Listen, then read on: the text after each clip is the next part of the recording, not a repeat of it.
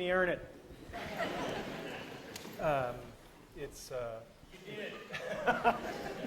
wonderful to be here. What Indira didn't tell you is that this lecture series used to be called The Last Lecture. If you had one last lecture to give before you died, what would it be? I thought, damn, I finally nailed the venue, and they renamed it. So, in case there's anybody who wandered in and doesn't know the backstory, my dad always taught me when there's an elephant in the room, introduce them. If you look at my CAT scans, there are approximately 10 tumors in my liver, and the doctors told me 3 to 6 months of good health left. That was a month ago, so you can do the math. I have some of the best doctors in the world. So that is what it is. We can't change it, and we just have to decide how we're going to respond to that. We cannot change the cards we are dealt, just how we play the hand. If I don't seem as depressed or morose as I should be, sorry to disappoint you. And I assure you, I am not in denial. It's not like I'm not aware of what's going on. My family, my 3 kids, my wife, we just decamped. We bought a lovely house in Chesapeake, Virginia, near Norfolk, and we're doing that because that's a better place for the family to be down the road. And the other thing is I am in phenomenally good health right now. I mean, it's the greatest thing of cognitive dissonance you will ever see is the fact that I am in really good shape. In fact, I'm in better shape than most of you.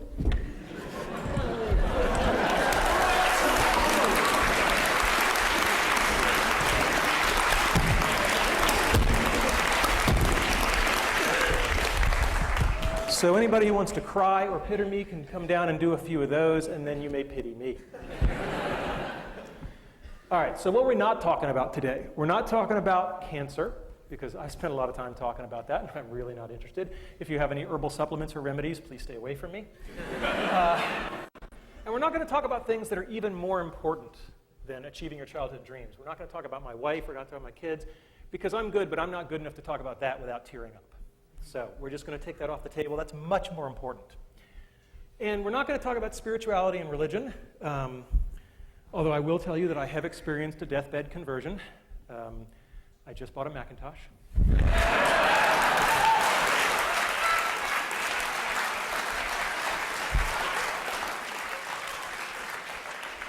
Now, I knew I'd get 9% of the audience with that, but...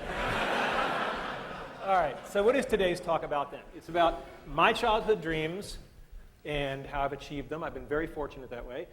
How I believe I've been able to enable the dreams of others. And to some degree, lessons learned. I'm a professor. There should be some lessons learned. And how you can use the stuff you hear today to achieve your dreams or enable the dreams of others. And as you get older, you may find that enabling the dreams of others thing is even more fun.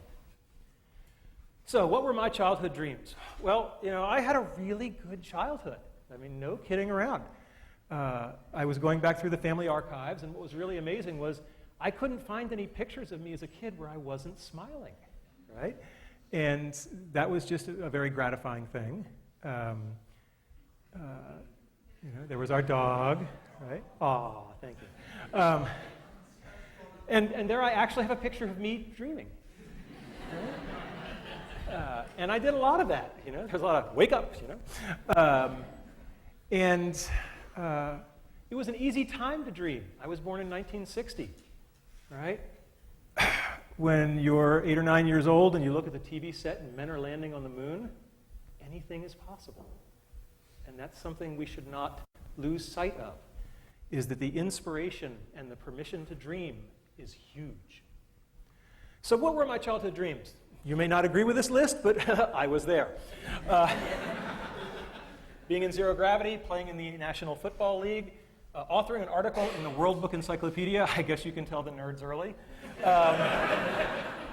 Being Captain Kirk. Anybody here have that childhood dream?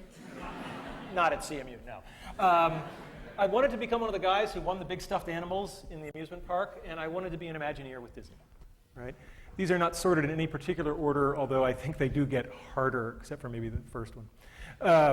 Okay, so being in zero gravity.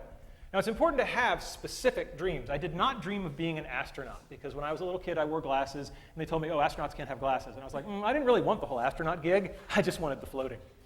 So, and as a child,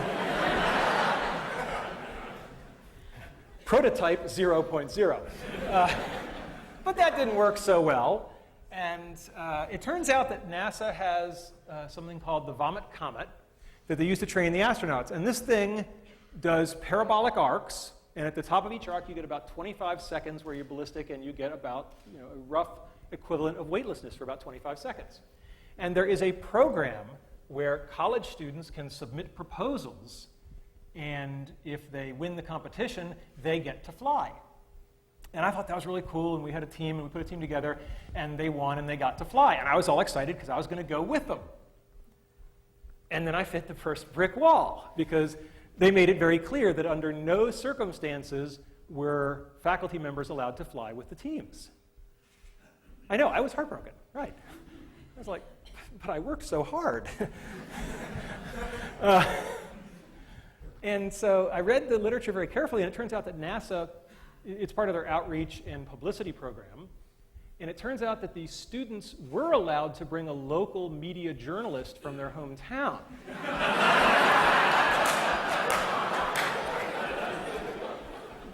And Randy Pausch, web journalist. It's really easy to get a press pass. So I called up the guys at NASA, and I said, I need to know where to fax some documents. And they said, what documents are you going to fax us? So I said, my resignation as the faculty advisor, and my application as the journalist. And he said, that's a little transparent, don't you think? And I said, yeah, but our project is virtual reality, and we're going to bring down a whole bunch of VR headsets, and all the students from all the teams are going to experience it, and all those other real journalists are going to get to film it. Jim Foley's going, ah, you bastard, yes. And the guy said, here's the fax number. So, and indeed, we kept our end of the bargain, and that's one of the themes that you'll hear later on in the talk, is have something to bring to the table, right, because that will make you more welcomed. And if you're curious about what zero gravity looks like, hopefully the sound will be working here. It's on. All right, go get him, Mozzie. This is fantastic. It's just amazing. It's nothing like I expected. We are having a great There I am. I don't think any of us have so far. This is awesome. You got one, Mozzie. That's good. Got a ball for you, Bones. You do pay the piper at the bottom. So, childhood dream number one? Check.